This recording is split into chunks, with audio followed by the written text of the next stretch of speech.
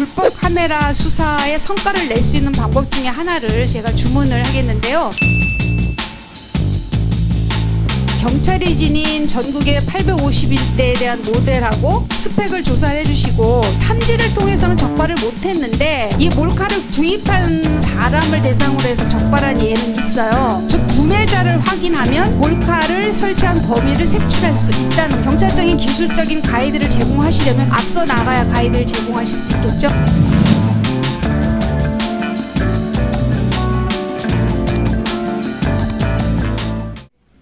청장님, 네. 아까 첫째 질에서 제가 탐지기가 몰카를 탐지 못한다는 거 하고요.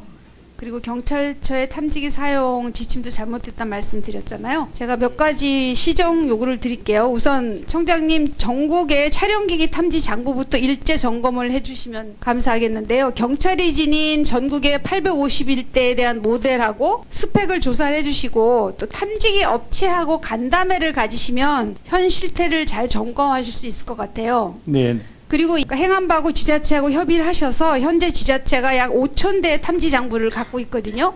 네. 이 부분도 좀 점검하면서 기술적인 가이드를 제공을 해주셨으면 좋겠는데 경찰청이 기술적인 가이드를 제공하시려면 경찰청이 더 앞서 나가야 가이드를 제공하실 수 있겠죠. 네네. 그리고 탐지 매뉴얼도 도입하시면 좋겠는데 뭐 숙박업소나 뭐 탈의실, 화장실 등에서 변형 카메라를 설치해 놓는 범죄는 적발이 매우 드문 상황이거든요.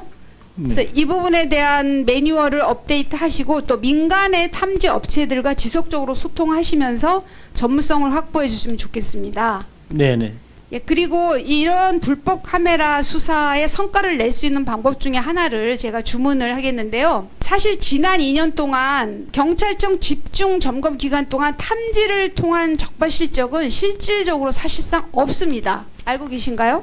네. 근데 탐지를 통해서는 적발을 못했는데 적발한 예가 있는데요. 그게 뭐냐면 카메라 판매처에 대해서 수사를 하다가 이 몰카를 구입한 사람을 대상으로 해서 적발한 예는 있어요. 네. 거기 보시면 빨간 표로 미인증 카메라 이렇게 돼 있잖아요. 예. 즉 미인증 카메라를 판매한 그 수사를 통해서 구입한 사실을 확인하고 적발을 한 예라는 거죠. 이 표를 조금 비약하면 카메라 품목에 대해서 미인증할 경우에는 이게 불법 촬영 범죄에 악용할 소지가 높다라고도 볼 수 있다는 거죠. 즉 구매자를 확인하면 몰카를 설치한 범위를 색출할 수 있다는 거예요. 예를 들면 미인증 카메라를 구매한 구매자의 성범죄 확인 사례가 3가지가 나와 있는 거죠. 예를 들면 판매업자에게 반품된 카메라에 불법 촬영물이 존재했거나 택배 수신처가 개인 집이 아니고 공공장소인 거죠. 그리고 카메라 구매자가 불법 촬영 전과가 있었던 사실이 확인이 되거나 이럴 때 지금 검거를 한 거거든요. 네. 문제는 이런 식의 수사를 경찰청에서 항시적으로 하고 있지 못하다는 게 문제인데요. 제가 그 이유를 PPT를 통해서 설명을 드리겠습니다. 저기 보시면 이런 미인증 카메라가 문제가 되는 거를 수사하는 주체는 오른쪽에 중앙전파관리소하고 국가기술표준연구소예요. 이 사람들은 수사 대상이 판매자만 수사를 하게 돼 있어요. 그리고 이들이 근거하고 있는 법은 전파법, 전기생활용품 안전법이에요. 근데 이건 뭐냐면 기술적인 인증만 보는 거예요. 네. 범죄하고 상관없이. 그러면 왼쪽에 수사 주체가 경찰청인 경우에는 수사 대상이 판매자와 구매자를 다 할 수 있죠. 네네. 이쪽 오른쪽은 판매자만 할 수 있는데, 그리고 여기 경찰청은 전파법, 전기생활용품 안전법뿐만 아니라 성폭력 처벌법에 의해서 수사를 할 수가 있는 거죠. 네. 무슨 이해하셨죠? 네네. 그래서 경찰청이 이 3가지 법에 근거해서 판매자와 구매자를 수사할 수 있으면 훨씬 적발률이 높겠죠. 네네. 근데 저희가 중앙전파관리소로부터 불법 변형 카메라의 검찰 송치 현황을 받아봤는데요. 3년간 25건에 달했습니다. 그러니까 이 판매자 25건의 정보를 경찰청한테 중앙전파관리소나 국가기술표준연구소가 넘겨줬었더라면 성폭력 처벌법에 의해서 수사를 할 수 있었을 텐데 안 넘겨줬어요.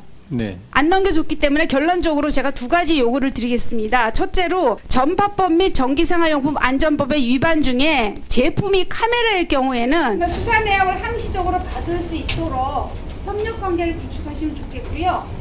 두 번째로 경찰청이 데이터베이스를 받았을 때 성폭력 처벌법에 의해서 판매자뿐만 아니라 구매자의 불법 촬영 혐의까지 추적하실 수 있었으면 좋겠습니다.